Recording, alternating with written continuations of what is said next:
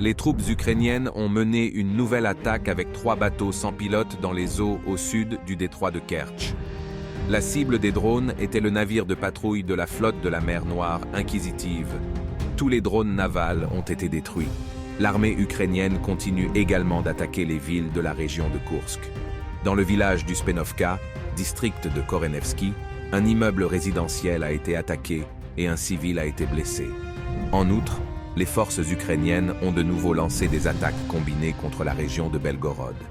Des structures civiles et des bâtiments résidentiels ont été endommagés par les bombardements d'artillerie et des attaques de drones. Une personne a été tuée et une autre a été blessée. Après avoir regroupé ses troupes, l'armée ukrainienne a de nouveau lancé une attaque simultanée sur les flancs nord et sud du secteur de Bakhmout. En direction de Zalizniansky et Razdolovka, l'ennemi a mené une reconnaissance pour tenter de sonder les défenses russes au nord de Bakhmout. En parallèle, les troupes ennemies ont lancé 4 attaques contre les positions russes à la périphérie de Kleshchevka. L'offensive a été repoussée, mais les forces ukrainiennes demeurent très denses à cet endroit.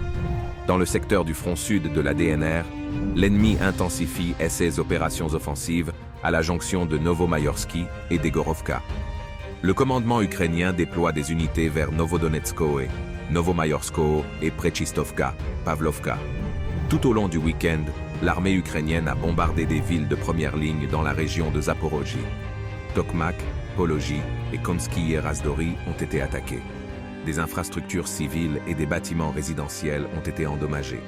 3 personnes ont été tuées et 5 ont été blessées. De violents combats se poursuivent dans le secteur d'Orekov. Les troupes ukrainiennes ont mené plusieurs attaques infructueuses au nord-ouest de Verbovoe, se retirant sous le feu de l'artillerie russe. Les troupes russes ont attaqué les infrastructures portuaires de la ville de Reni avec des drones de la famille Geran. L'une des cibles était une infrastructure portuaire de stockage de carburant.